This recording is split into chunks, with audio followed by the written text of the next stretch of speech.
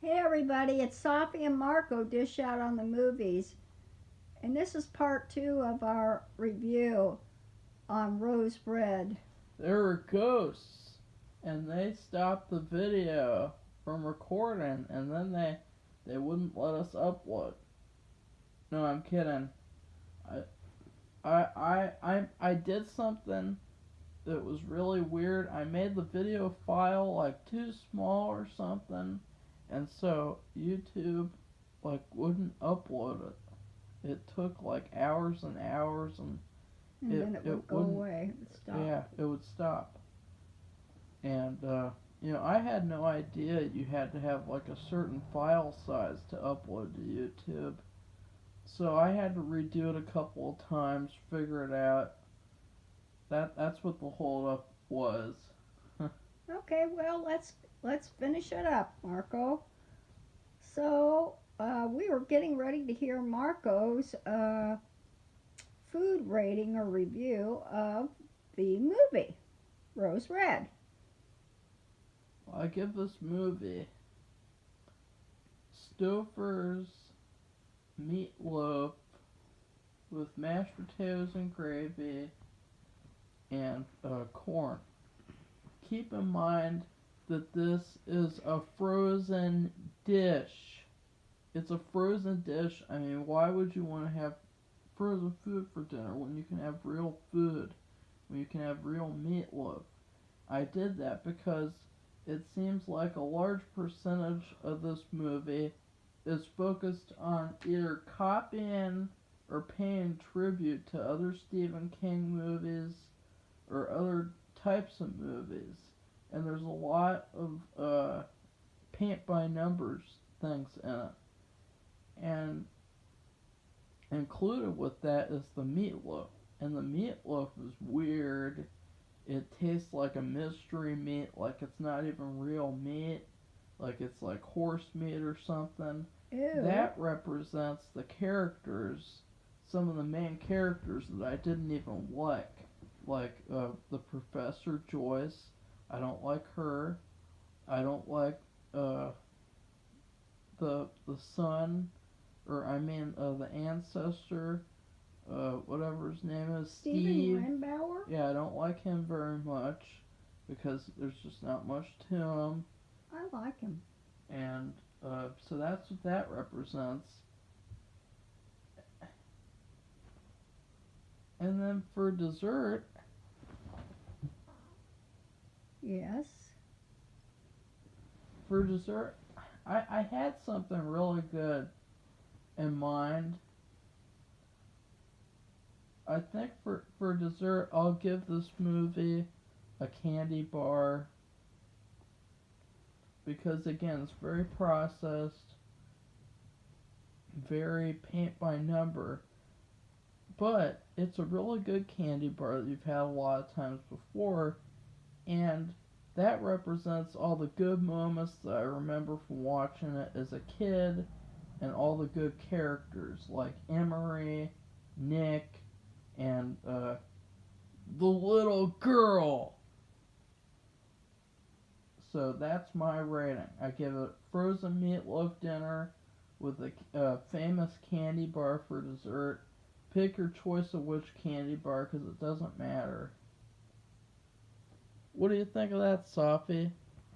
That's Pretty interesting. A frozen meatloaf Stouffer's dinner and Yeah. a candy bar, which could be Snickers or Payday. I hate Snickers. You don't So, like Snickers? Oh yeah, that's yeah, I right. don't like Snickers. How about a Milky Way? Yeah, I like Milky Way, so just make it a Milky Way. And that represents, again, all the good moments that I remember as a kid and I still appreciate and the great characters. So now we're gonna discuss a few spoilers, Okay, a well, few what the fuck moments. uh-oh, you're not supposed to And say that. It's oh, really? WTF. Really? I'll say it Yes. again and again No, and again. please don't. So number one is that Ellen Rembauer turns out to be a vampire. They say that. And the reason why this doesn't make any sense is because there's nothing else in the entire movie about vampires. It's really like it's just tossed in at the last second. It's very sudden. It doesn't make any And sense. it's almost like, what? What? I think Stephen King was like trying to raise the stakes or something because he knew that stuff wasn't really happening and there wasn't very much stuff going on. Excuse me.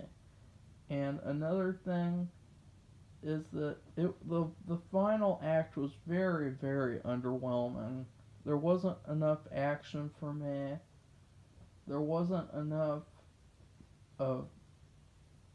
I mean, it's such a long movie. It's such an unnecessarily long movie with no payoff. Whereas with the stand pays off. And it has that entire last part where it kind of makes up for all the bad stuff in the movie. But with Rose Red, most of the last part is stuff that I don't like. Like that stupid old lady walking around looking for tea all by herself when she knows that people are getting murdered all over the house. I mean, what an idiot. And then, of course, another Nick. Nick dies. And Nick is also the name of Rob Lowe's character in The Stand. So I guess if your character's named Nick and you're in trouble. And the way Nick dies is probably one of the worst things in the movie. Because he basically exists to challenge people. And then he just gets pulled up out of nowhere. And that's another thing about this movie. The kills make no sense. The only kill that makes sense is probably the heart attack. That's probably the only kill that makes sense. All the other kills, there's the one with the reporter, and a lot of stuff happens to him apparently. I don't know how they take him. It's just nothing is explained in a cohesive and way that you understand it, like how they kill people, what they're doing, because also, spoiler alert, they're using the little girl's powers. But not they weren't using it before they ever entered the house. So were the ghosts killing him? Was the vampire killing him? What was killing him? How was it killing him? They just pull him up out of nowhere and you're supposed to think, oh no, he's dead now. I thought that was stupid. Another thing I did not like, out of the many things I did not like, is that, I just lost it. Well, you're just saying that people just disappeared and, well, you see their ghosts or whatever they are because they look like whole bodies, like walking gross dead people. And there wasn't any they disappeared, explanation. but there's no explanation as how they died. I didn't That's like that at all. It pissed me off. Because Bollinger, well, they showed him, and I already brought it up at the beginning, that he gets zapped right away. He goes into the solarium, which is like a greenhouse. They called it the health room. There's plants everywhere. He runs into a bee or wasp hive. Yeah, but then they pull him up. It's like and then they pull him up somehow. He goes straight up into the How the does roof. that happen? Explain that. There's no vine, rope, anything, and he just like somehow gets drawn straight up into the air, and you don't see what happens. And then all through the movie, periodically, he haunts all the guests. Oh, and then he turns out he hung himself in a certain room that they Well, only ever go in that room once, by the way. The mirror room. room. that the mirror room was supposed to be like and that's another thing.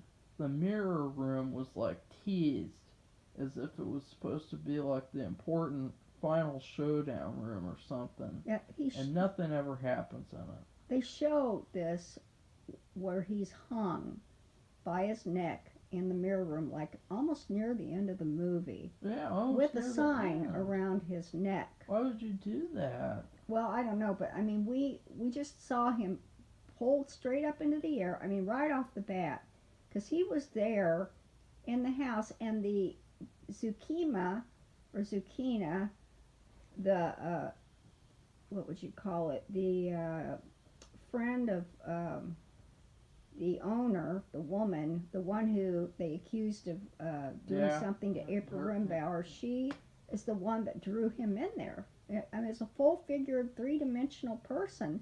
And then he goes in there, she disappears. He goes to solarium, and these bees start bothering him, and all of a sudden he's drawn straight up, and you don't see what happened until almost the very end. So, another question is, why is it such a big problem that they want to finish building the house? They never explain this. They talk all about that's the ghost's goal. They want to finish the house. They want to build. Who cares? It's a giant mansion that no one is in. Who cares if they're, quote, building? They should have set up some stakes like, oh, if they finish building the house, then that means that it'll be active forever, and the ghost will be there forever. That's and good. Something like that. But they didn't. They just said, oh, they want to build. And again, copying The Shining. I don't care. I don't care if it's his work. He's copying it. He's lazy when he's writing this movie. Another thing is that after this movie, they just accept that there's going to be a demolition crew that comes in and brings a wrecking ball to destroy the mansion. Well, after all of the talk in this movie about the historical background of construction accidents and people getting killed in the construction, why would this group of people who survived the house, why would they let a demolition crew go there all by themselves? There are still ghosts in the mansion. They're gonna get pissed. They're gonna get mad if a demolition crew comes. They're gonna kill them all, and demolate them or whatever. Demolish them. Demolish them. You know, wasn't that stupid, Safi? How they just let them? They didn't even see a problem with that, with all that they knew about. That could have been actually a sequel to the movie, to the story. That trying to tear that down and then the ghost bothering him. But you know what that kind of reminds me of? That Casper movie. Remember, the daughter and father go to that mansion, and these demolition people come there and they get scared away. No, that's not Casper. You're confusing Casper and Casper: A Spirited Beginning. This is A Spirited Beginning, and yes, that is what it's like, because there's an old mansion and they wanted to tear it down, and the ghost kept haunting them and not letting them do it. And that's the whole plot of the movie. But I'm just using what they gave us. They spent like an hour lecturing us like we're at a history museum with all this history. It's not even real. And these people, they don't even care. They don't even care what's going to happen. And I'm trying to remember if there's anything else besides the fact that the team of psychics are stupid. They have this whole thing at the beginning where they have a rope and they're holding the rope and they're clipping it places, and they're so that they can go through the house without worrying about changing, that whole thing gets dropped. Like, oh, who cares anymore? After one or two people get killed, who cares? Let's not use the smart plan to move about the house. Let's just run around like idiots. I mean, they had a good system. And I guess it wouldn't have worked with the little girl being controlled. Which, by the way, there are so many. I could just make a whole hour-long video talking about the similarities between this and The Shining. Hmm.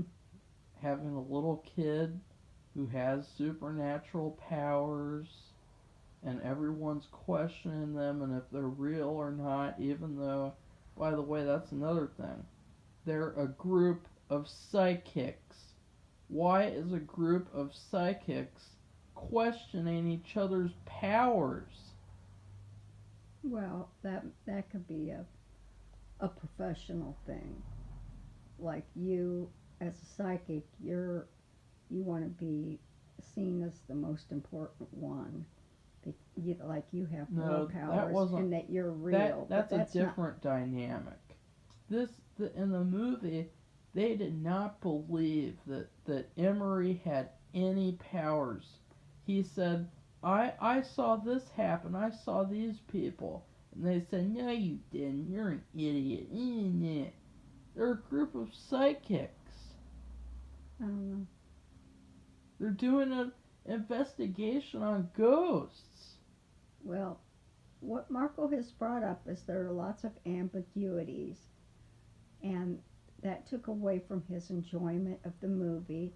I liked the movie because I thought it was an interesting story, and there were a lot of good scares. And it's his ambiguities that he mentions are a real problem. Like the thing about the vampire bothers me because in any vampire, we have seen tons of vampire movies, tons.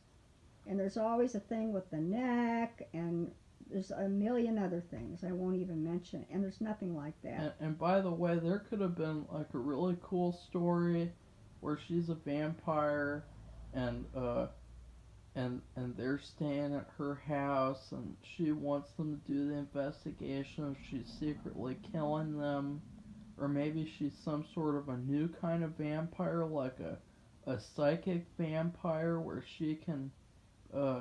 She has her own powers like that. There could have been so many different cool things. Yeah, it's not a blood-sucking vampire. Yeah. It's a vampire that feeds on your psychic powers. That's the only thing. And that's not really... the word vampire is never mentioned in the entire movie until like almost at the very end. He says it. And you know what I thought when I first heard it, I thought he was just saying something. In other words, he could have called her Frankenstein, or he could have called her the Mummy. I mean, something scary, or just a flaming weirdo ghost. There wasn't. The problem with this movie wasn't all the ambiguities. That was a problem, but the problem really was it was such a letdown, and such a. Really, another way you could rate the movie is you could say it's like a sparkler that just goes out after 1 second. I mean, that's what it's like. It's a dud. It never pays off like all other Stephen King's work. It never pays off.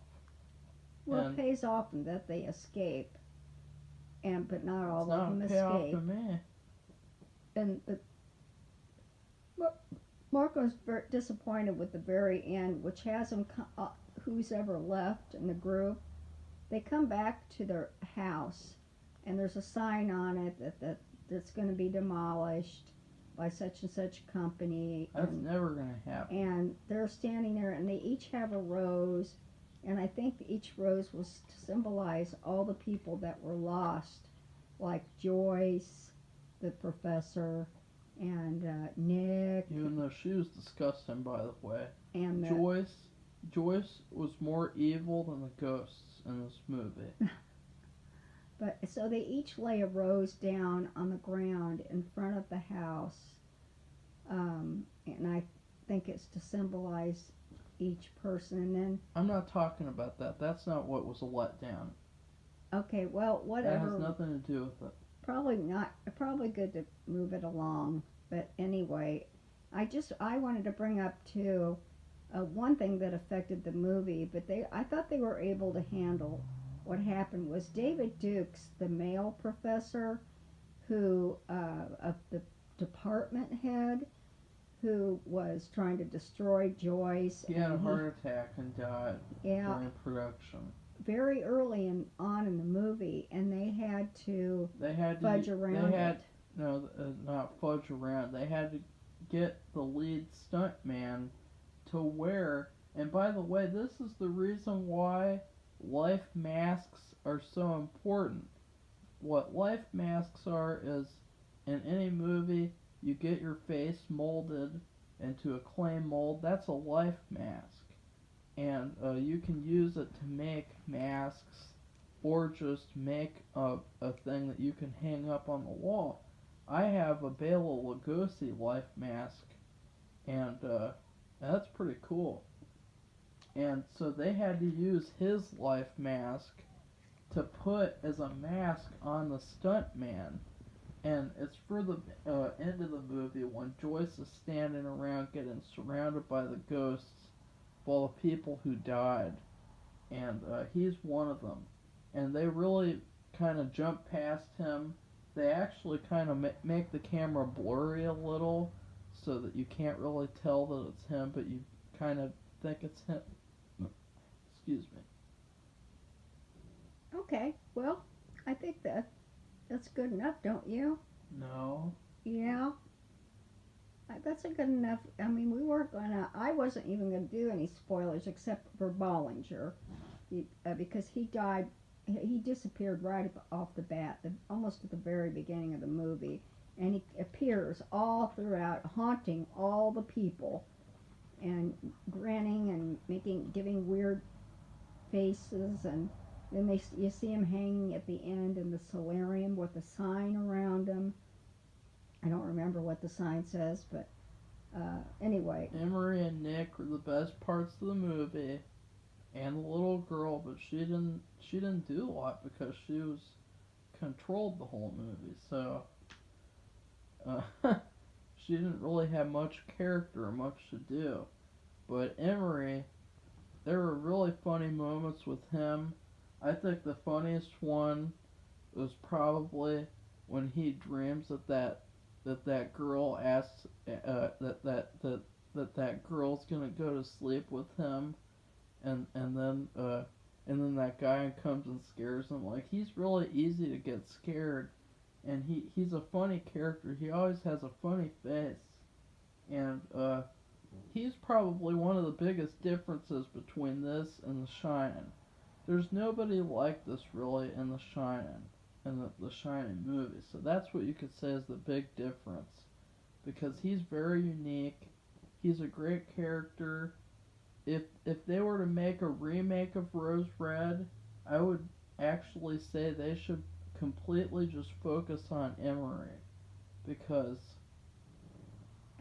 he seemed to be the most original character in this movie, and the most full character too. He's the only one in the movie who got to like fight a ghost, like hand to hand fist fight with a ghost, and that's something important. All right, well, I think we should wrap it up now, Marco. We're doing the Dead Zone on Friday. That'll be released on Friday. Yes, our next movie from Stephen King is The Dead Zone, and also I will be doing a book review of a cozy mystery book series called the Charmed Mystery Bookshop series by Amanda Flower. She's written 3 books, and I really love them, and I thought I would review that. And also the next Anne Hillerman book to come out about 4 corners in the Southwest in the United States with the Navajo police that is coming out in April, and I'm going to be reviewing that book as well when it comes out, and I get a copy of it. But I'm Yeah. first going to do a review of this mystery book series, and that's coming up too. Okay? So we'll have to go now. Bye, everybody. Goodbye, and I recommend. Oh yeah, another thing is that the music is horrendous. Marco, you've already The mentioned that. music. Marco's already mentioned it's about hard. he doesn't like The the music is so bad. It repeats over and over and over again the same music over and over, and it's just so overbearing, and it gave me a headache. I watched this movie, I got a headache from the music. I was looking forward to watching this movie, so that shows something. All right, well, we have to go now. Bye, Goodbye, everybody.